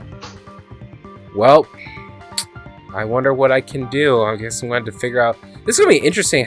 Okay, question. You know how before you would be considered like a traitor for like avoiding the draft or whatever, right? Or something like that? Just accidentally break your leg. Yeah, just accidentally. Well, I mean, I have a lot of disabilities going for me. If you want me to shoot a gun, don't put me in that place. But if you want me to like be a developer, then I'll help you out. Yeah, like, give me a desk job. I'll take that.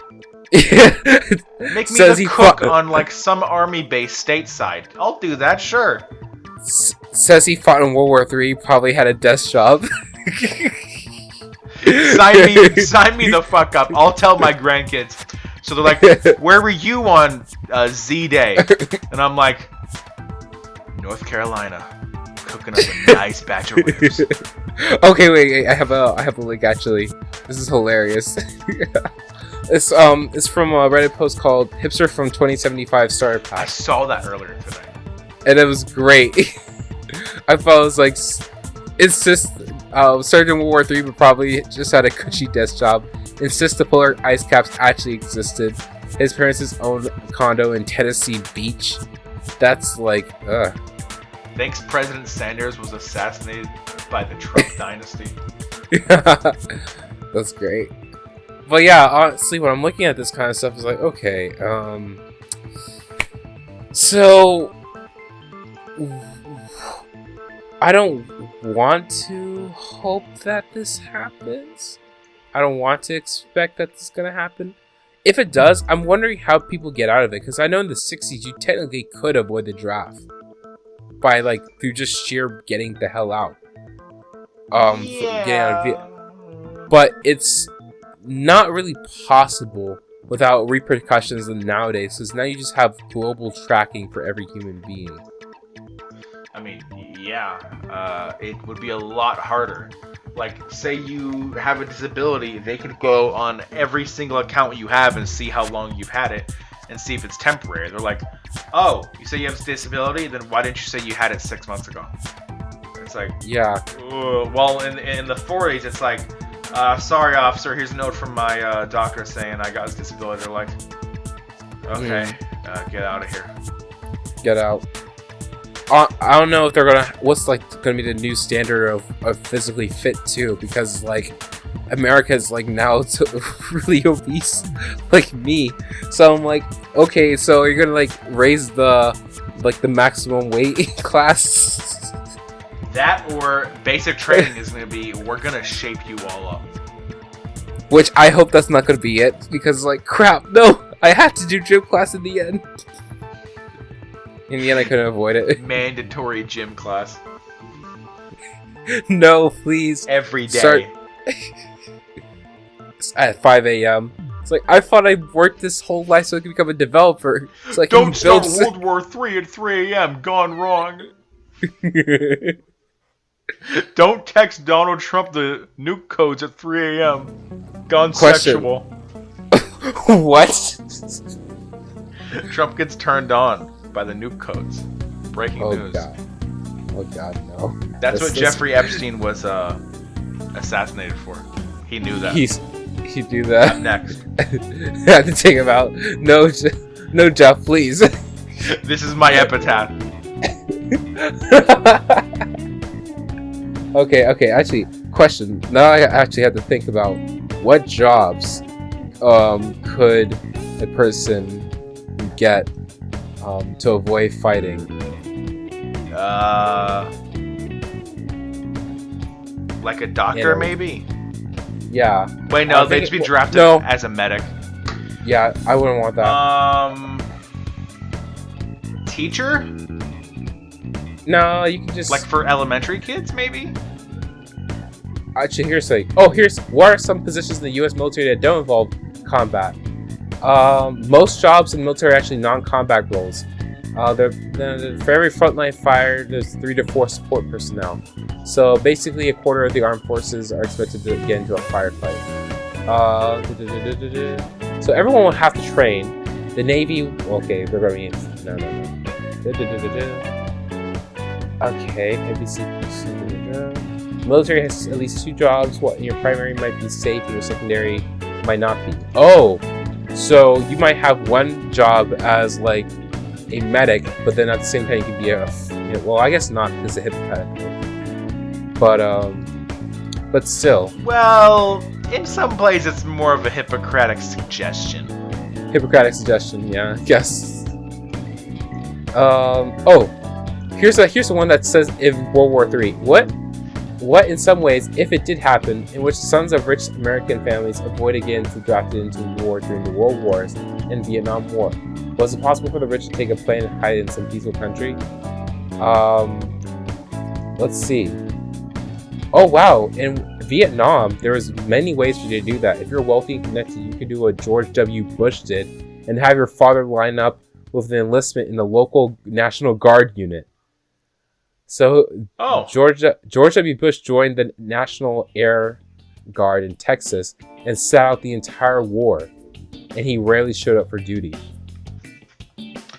Well, so you can just, if you have like a nice, after using up his 4-year college deferments, Donald Trump claimed he had bone spurs in his feet that prevented him from passing the physical exam for Vietnam. So that's interesting. Does he have those though? We don't know. It says allegedly. He claimed. So another Donald dodge. Trump, please send feet pics. Let's see. This is interesting. So that is interesting. Basically, what you need to do is just try to get yourself a base job. If you can figure that way out, you have to have connections. Huh. I don't really know what else to talk about. So, seeing as how he's just doing research, yeah, this is getting to be about almost 2 hours long. God, I'm gonna hate editing this. Mm-hmm. Thank you for listening to the Tangent Podcast, and I hope you enjoyed. Like I said, this is a basically redo of a episode that we lost. I know we've done this before, so thank you for listening. This one should be out faster than the last one. Though it might take a little bit of time, seeing as how I'm going to be starting at UNF next week.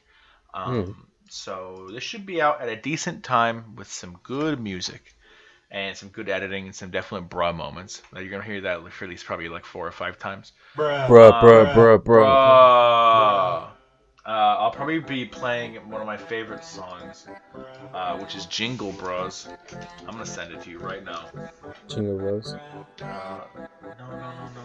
Why won't it find it? Jingle Bros. It's a... God damn it.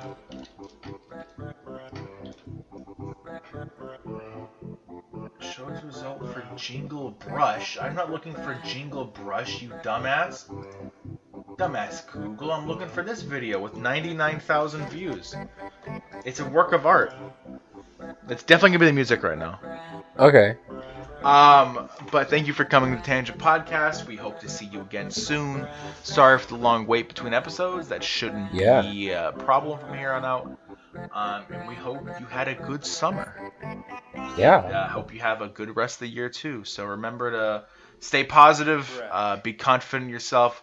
Hold your head up high, because if nobody else is proud of you, we are. Know that. We are good.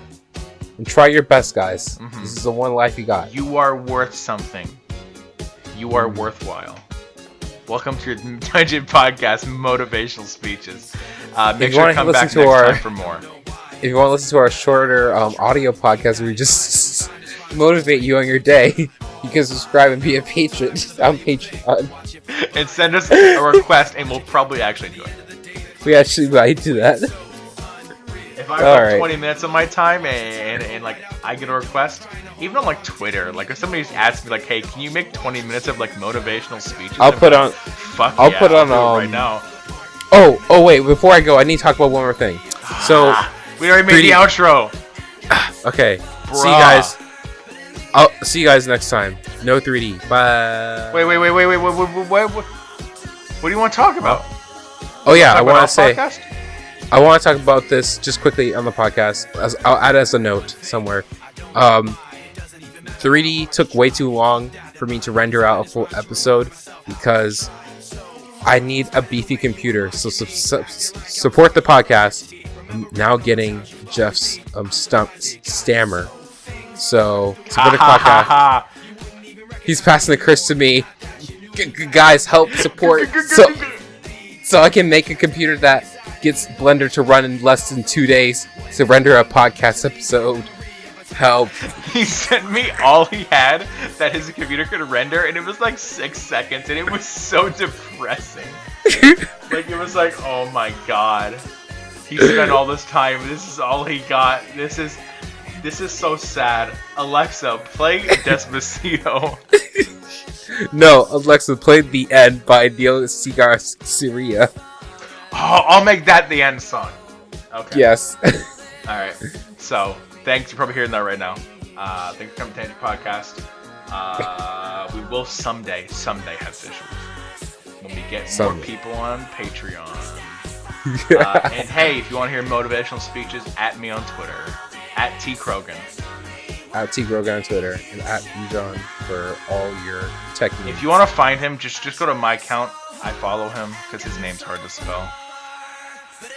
It's on the title of the podcast. They'll figure it out. No, they will. Well, listen, yes, they will, because they're highly intelligent and they have value. If they can subscribe to a podcast, they can copy and paste a name. Well, some people are a little bit, less work enthusiastic than others. Oh, well, whatever. Anyway, everyone. Alright, this ending was dragged out long enough. See ya. See ya. Bye. Bye. Come back next time.